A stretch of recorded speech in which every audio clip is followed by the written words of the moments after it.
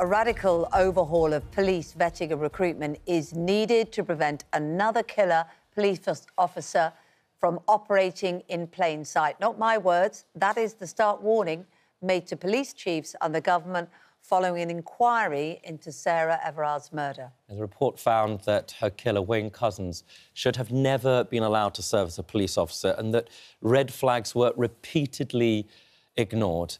Now, we're joined now by Mina Smallman, who raises awareness of the misconduct of the police after officers shared photos of the crime scene where her two daughters, Biba and Nicole, were murdered. Mina, thank you for your courage. Thank you for being here this morning. I know that before we start to talk about any of this, you wanted to share your thoughts with the Everard family. Yes. I sent a text to them yesterday because you don't want to be spoken to. You don't want phone calls. To give them strength, because the next couple of weeks will be hell. Why specifically, following the inquiry, do you think it will be extra hell? Because we're being told that Couzens could have been stopped some 10 years previously.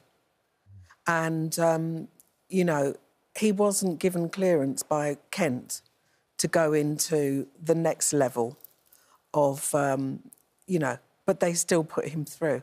Yeah.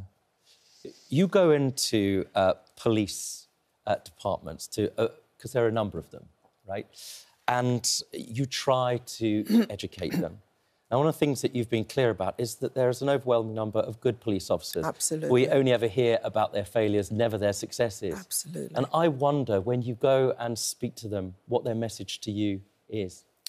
Well, first of all, I'm invited, and that's all over the country. The furthest I've been is Glasgow. And, you know, they are the ones who want to make a change. And they are there's such a welcome, a real welcome.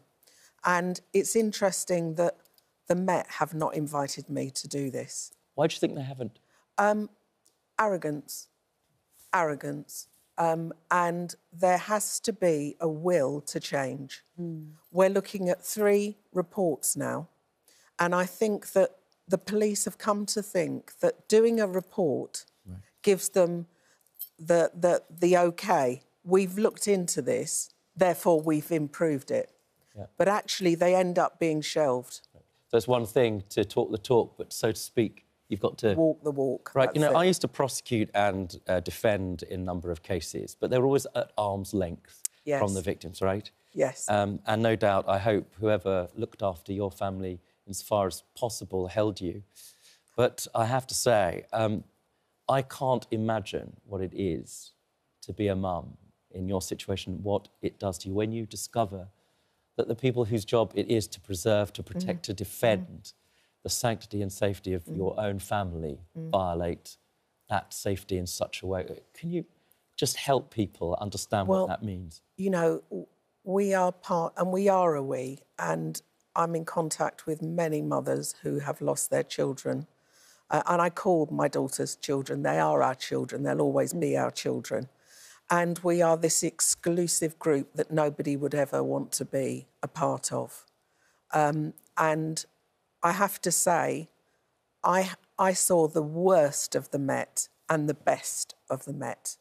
And I have 2 members of family who are in the Met, quite senior.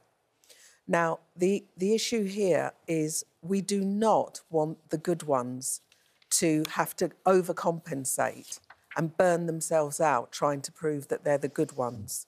I'd like to appeal to all the police officers who were part of the group that who watched and received the text messages from Couzens, who are, you know, they're legion. Let's be clear about this. And if they think that they don't have blood on their hands because they have not actually sent it and they haven't actually said derogatory things about women, black people and homosexuals, then basically your silence makes you complicit. Right.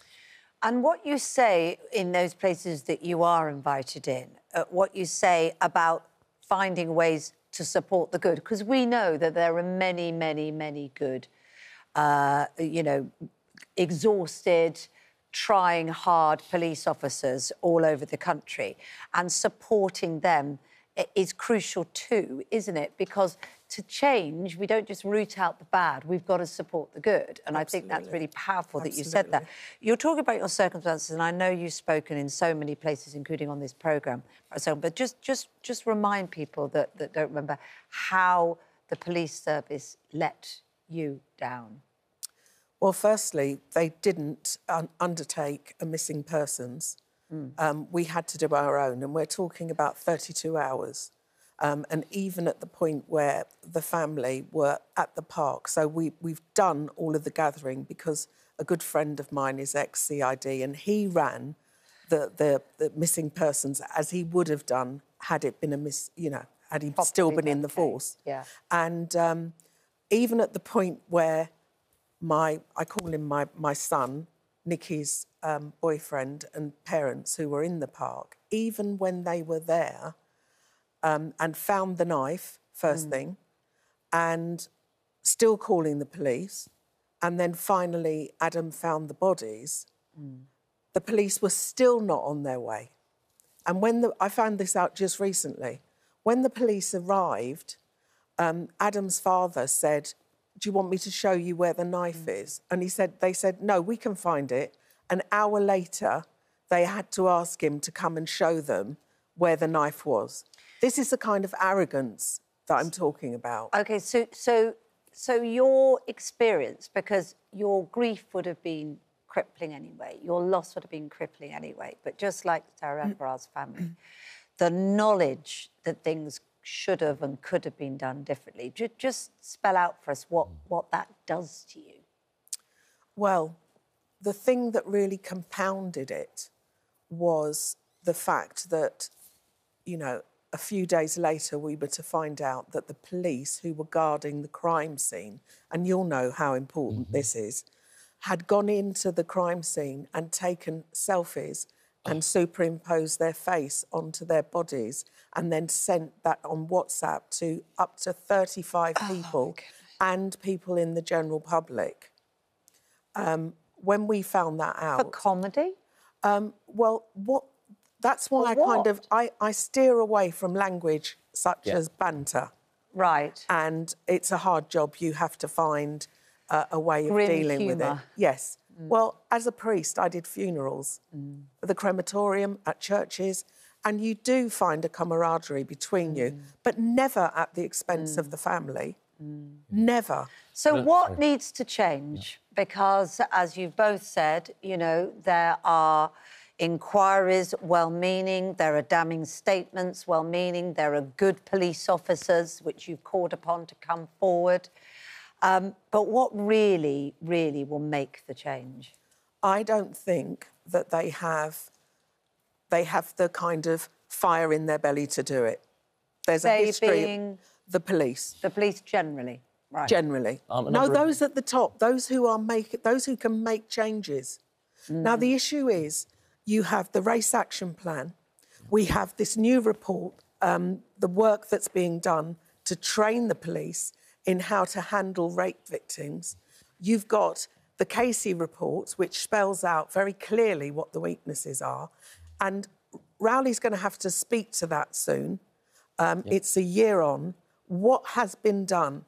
It's time to open the door and let other professionals in to advise and insist upon change. Yeah, it's hard to imagine, in Wayne Couzens' case, Kent police were aware of the most appalling and staggering allegations. He gets into the police. Yes. He serves in the Civil Nuclear Authority armed.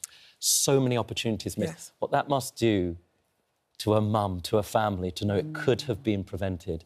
I have to say, when I said at the beginning I'm grateful for your courage, I'm also grateful that you go in to speak to the police and are trying to campaign, and that demonstrates your compassion too. So thank you. It's inspiring to be alongside you this morning. I think our viewers will feel the same. And there's a statement... Thank goodness for you. Yeah, thank goodness. Thank goodness for you. There is a statement from the Metropolitan Police. They say they're making fundamental changes to recruitment, training and leadership, adding they're committed to identifying, investigating and removing those who have no place in policing. Meanwhile, Kent Police have apologised for a flawed investigation into a 2015 incident of indecent exposure and fully accept the recommendations made in the report. Any comfort to you at all, those statements? No. No. OK.